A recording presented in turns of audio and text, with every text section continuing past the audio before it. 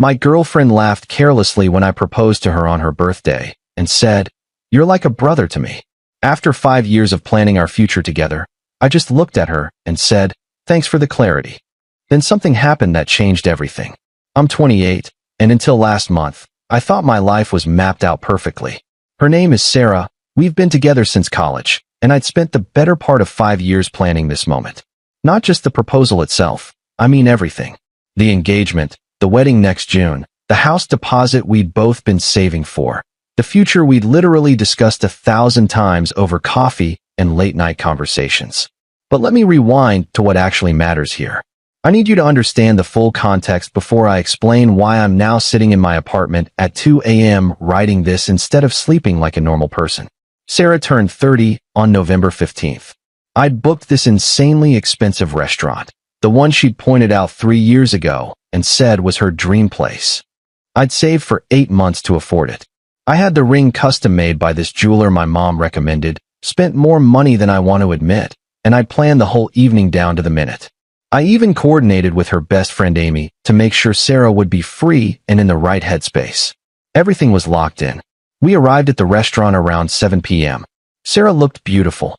She wore this navy dress she'd bought specifically for the occasion, and I remember thinking how lucky I was. The meal was incredible. We talked about the usual stuff, work drama, her sister's new baby, my frustration with my boss. Everything felt normal, comfortable, easy. Then dessert came. I'd arranged with the restaurant beforehand to have her favorite, tiramisu, brought out with a single candle. As they placed it in front of her, I got down on one knee. I remember my hands were shaking, and I had this whole speech prepared about how I wanted to spend the rest of my life with her, about how she was my best friend, about all those stupid but genuine things you say when you propose. I got about halfway through the speech when she started laughing. Not a nervous laugh. Not a joyful laugh. A laugh like I'd just told her the world's funniest joke, and the punchline was landing perfectly. "Sarah, I tried to continue, still on one knee, still holding the ring up. "Oh my God, stop," she said, actually wiping tears from her eyes. "This is so sweet, but," she took a breath, "you're like a brother to me. I love you, but not like that." The restaurant went quiet. Not actually quiet. Obviously people were still eating and talking, but in my head, dead silence. I stayed there on one knee for what felt like an eternity, but was probably 3 seconds. My face was burning. I could feel people at nearby tables staring at us. I stood up. I slipped the ring back into my pocket without saying anything. I looked at her for a moment, and then I said exactly what I said in that title. "Thanks for the clarity." I sat back down. I didn't leave. I finished my dessert. She tried to apologize, tried to explain, but I just didn't engage. I was polite. I was calm. I was completely, utterly hollow inside. We finished the meal in near silence, and I drove her home. She kept saying we needed to talk, but I told her I needed to think, and I wasn't ready yet. That was the moment everything changed. But not the way you might think. Update: when I didn't contact Sarah for 3 days. She called maybe 15 times, texted constantly. I ignored all of it. What was there to say? I'd spent 5 years building a future with someone who saw me as a brother. All the conversations about getting married, buying a house, the kids we'd talked about, she'd never actually wanted any of it. Or she did, but not with me. On the 4th day, I finally responded. I asked her to meet me at a coffee shop near my place. Not anywhere romantic, not anywhere with history. Neutral ground. When she sat down across from me, she looked like she hadn't slept. "Good. I don't know what you want me to say," she started immediately. "I want you to explain how we have 5 years of conversations about our future, how you're literally saving money for a house with me, how you tell people we're going to get married." And then, I paused. "How do you do all that and not know how you feel about me?" "I do love you," she said. "I know. Like a brother." That came out wrong. I panicked. I wasn't expecting. You weren't expecting a proposal? 5 years in, and you weren't expecting that to be a possibility?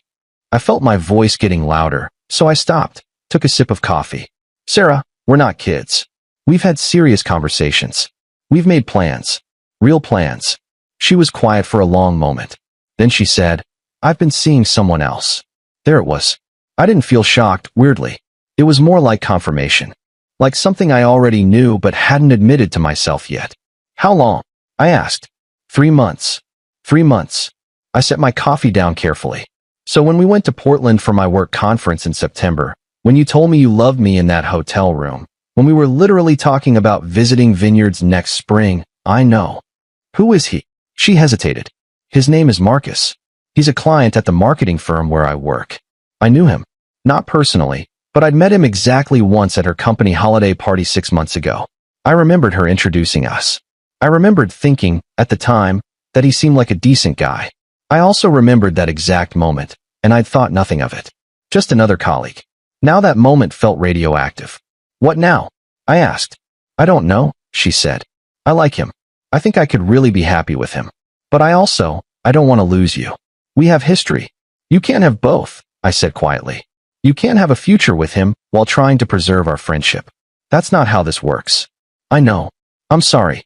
I don't want to hurt you. Too late, I said. You already did. I left the coffee shop. She sat there, and I just walked out. I didn't slam the door or make a scene. I just left. That night, something shifted in me. Not sadness. I processed the sadness during those 3 days of silence. It was something else. Something that felt like clarity, but also something that felt like anger, and I'm not going to lie, something that felt like an opportunity. Update 2: I did something I'm not particularly proud of, but I also can't say I regret it. I called Marcus. I found his number through the company directory on LinkedIn. His profile looked perfect. Harvard Business School, 3 years at a major consulting firm before he joined Sarah's company. The kind of guy who probably had his entire life planned out and color-coded. Is this Marcus Chin? I asked when he picked up. Yeah, who's calling? This is James. Sarah's boyfriend. Well, ex-boyfriend, as of last night. I wanted to introduce myself properly. There was a pause. Listen, man, I'm not calling to threaten you or anything, I said, and I meant it. I just want to know if you know what kind of person you're getting involved with. Or what you're getting involved in, rather. What are you talking about? Sarah embezzled $17,000 from our joint savings account 6 weeks ago, I said. I only realized because I was logging into the account to make a payment and noticed the balance was way off. When I asked her about it, she said she was borrowing it. For a project. She never told me what the project was. She never made payments back. And before you ask, no, I haven't confronted her about it yet. I've been sitting on that information. This was true. All of it. I discovered the money missing and had been trying to figure out what was happening. Sarah had been vague, emotional, claimed she was handling something. I'd been too caught up in planning the proposal to push the issue. But now, with hindsight, I was thinking about what that money might have been used for. Why are you telling me this? Because, I said, I want you to know who you're dating. And I want you to know that I'm not the kind of person who's just going to let this slide. I'm an accountant. I like numbers. I like evidence. And I like knowing exactly where I stand. I hung up. What I didn't tell him was that I'd already contacted a lawyer. What I didn't tell him was that I was planning to ask Sarah about the money. What I didn't tell him was that I had documentation of every single transaction, every screenshot, every email. I'd spent the last 2 years meticulously tracking our finances because, well, that's what I do. I track things. That call to Marcus was strategic. It was also a bit cruel. But I'm not going to stand here and pretend I was thinking about anybody but myself in that moment. The next day, Sarah called me, frantic. Did you call Marcus? Yes. Why would you? What did you say to him? The truth, I said. What truth? That you stole $17,000 from our joint account and you lied about it. There was silence on the other end. Then she said, it wasn't stealing. It was my money too. Our account, our money. Literally how joint accounts work. And no, it wasn't your money. You haven't had savings like that in years. That money came from my bonus from 2 years ago and the inheritance from my grandfather. You know that. I needed it, she said, and now she was crying. For what? I can't tell you. Then we're done, I said. I'm calling my lawyer tomorrow. James, please, I hung up. Update 3: here's where it gets interesting, and where I realized I'd been thinking about this all wrong. I called Sarah's parents. I called them directly, didn't go through Sarah, and I didn't warn her I was doing it. It was a calculated move, and maybe it was below the belt, but I needed answers, and I knew Sarah wouldn't give them to me. Her mom answered. Sarah's family knows me well. I've spent Thanksgivings with them. I've helped her dad with his laptop problems. I'm basically family to them. Or I was. Janet, I need to ask you something, and I need you to answer me honestly, I said after the initial hellos. Where did Sarah get $17,000 6 weeks ago? James, what are you talking about? She sounded genuinely confused. That's the response I was hoping for, I said, and I explained everything. The money, the affair, the proposal, all of it.